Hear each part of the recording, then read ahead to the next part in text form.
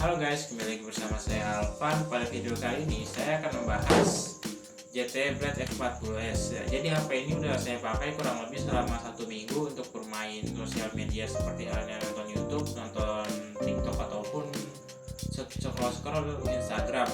Football 2024 lawan 49 dan kesimpulannya seperti kita ketahui GT Blade F40s ini terilis pada bulan September tahun 2022 dengan harga pada saat awal rilis itu 3.099.000, dan pada saat ini tepatnya pada bulan April tahun 2024 HP ini tuh harganya udah anjlok parah, mulai dari 1,2 juta rupiah sampai dengan 1,3 juta rupiah. Atau jika teman-teman teliti ataupun nyari-nyari harga promo itu mungkin teman-teman bisa dapatkan di harga 1,1 ataupun di harga 1.050.000. Tergantung teman-teman sih mencari HP-nya itu. Langsung aja kita bahas ya. Pertama, soal desain. Ya, menurut saya soal desain HP ini seperti kita ketahui, desain kamera yang membulat di sini ada kamera utama sebesar 50 megapiksel, lalu di sini ada 5 megapiksel kamera makro dan 2 megapiksel kamera depth, dan di sini ada flash. Saya mengambil warna biru dan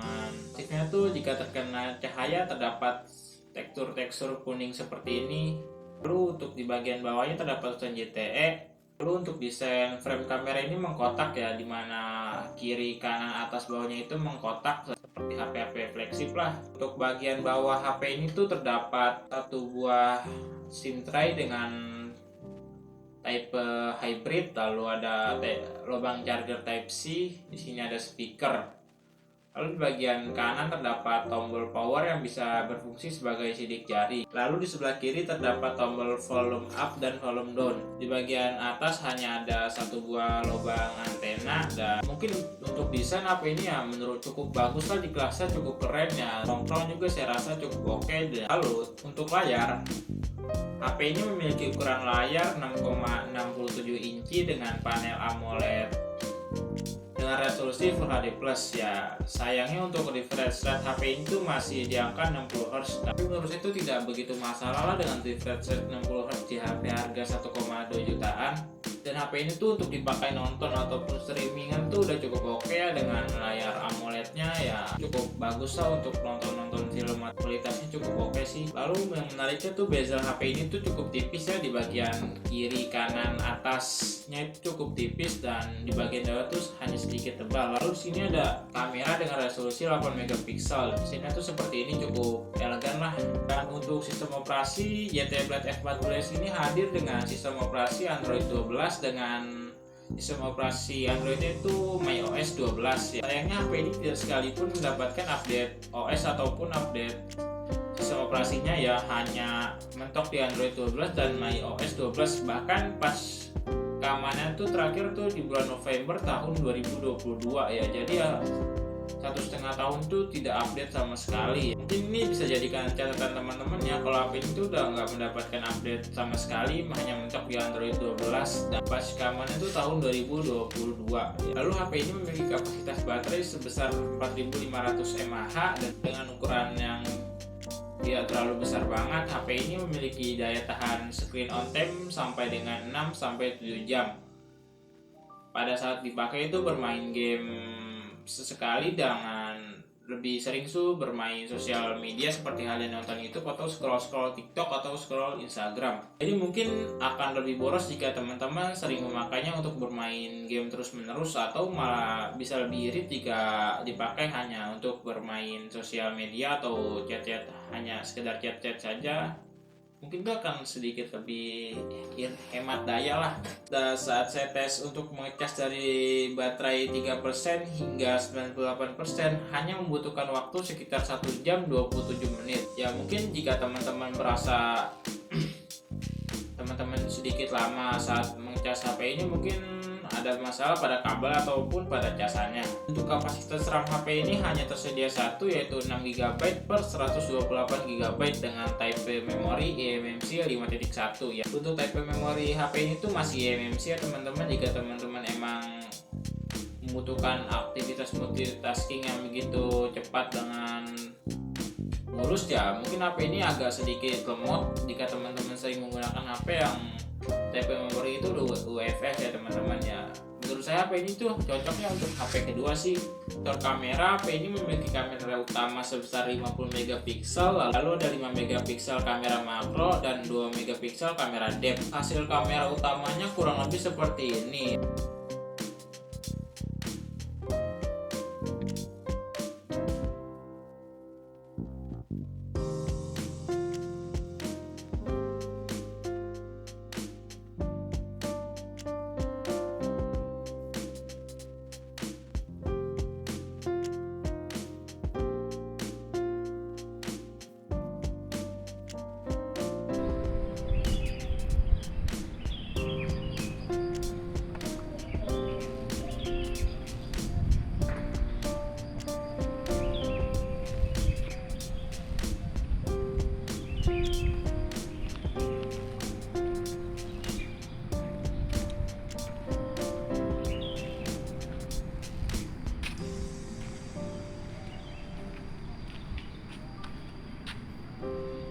Untuk kamera depan, HP ini punya resolusi 8 megapiksel yang kualitasnya kurang lebih seperti ini.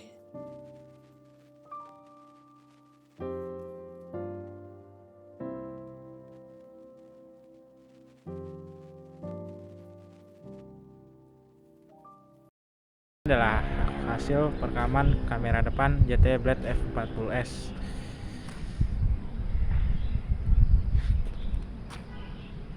Warna yang dihasilkan dan kondisi terang.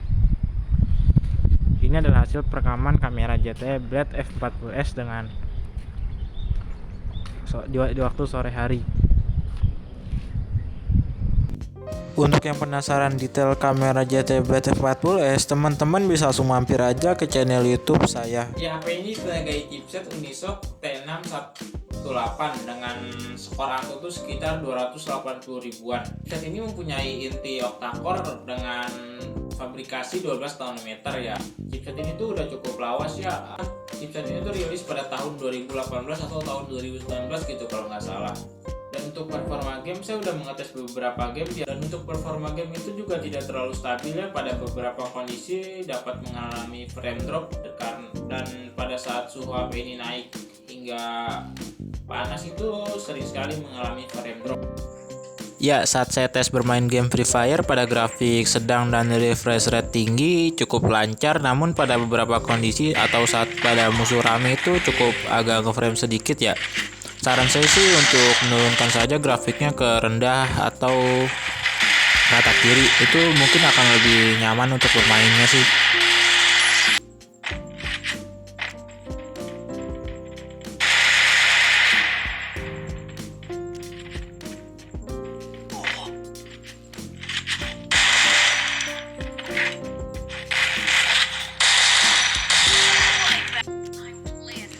Lalu pada saat saya tes bermain game Mobile Legends pada grafik sedang dan refresh rate tinggi itu cukup agak nge-lag sedikit ya, atau patah-patah gitu. Bahkan saat saya menggunakan Hero Fanny itu cukup nge-frame dan menyebabkan itu touch-nya itu agak itu dah. Dan suhunya itu cukup naik drastis, dan sayangnya pada kesempatan kali ini saya belum punya alat yang cukup atau perangkat yang cukup untuk mengetes frame drop atau FPS yang berjalan pada HP ini dan suhunya. Saran saya jika ingin bermain Mobile Legends sebaiknya untuk menggunakan settingan grafik rata kiri saja, dan saat saya coba menggunakan grafik rata kiri cukup lancar bermain gamenya. Oke, saat saya tes bermain game eFootball 2024 pada settingan grafik tinggi, saya cukup puas sih dengan HP ini, dimana jarang sekali mengalami frame drop bahkan patah-patah. Ya, HP ini cukup lancar untuk bermain game sekelas seperti ini. Sepertinya game ini tuh tidak terlalu berat juga sih, hanya membutuhkan kapasitas RAM yang besar aja. Game ini cukup lancar untuk dimainkan.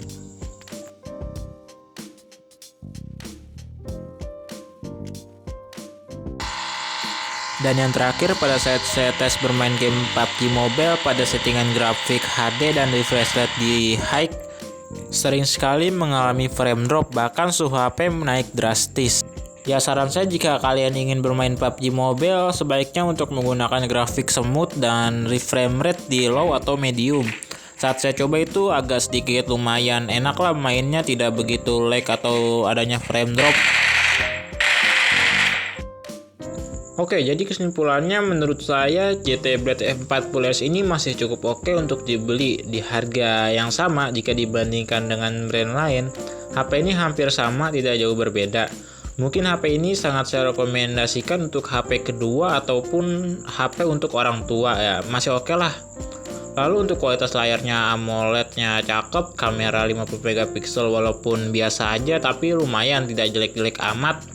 OS yang ringan mirip stok Android khas Google Pixel lah, itu cukup unik sih, kagak ada aplikasi bloatware sama sekali. Lalu desain yang menarik di harga 1 jutaan dengan bezel yang sangat tipis. Dan ada beberapa hal yang harus diperhatikan kayak sistem operasi yang mentok di Android 12, bahkan patch keamanan aja terakhir update September tahun 2022.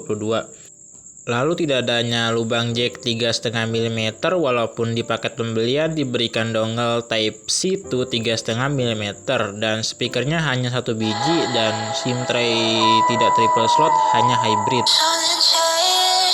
Mungkin itu aja sih video review HP GT Blade F40S ini. Jangan lupa like, komen, dan subscribe. Gua Alvan, cabut sendiri. Bye. Yuk.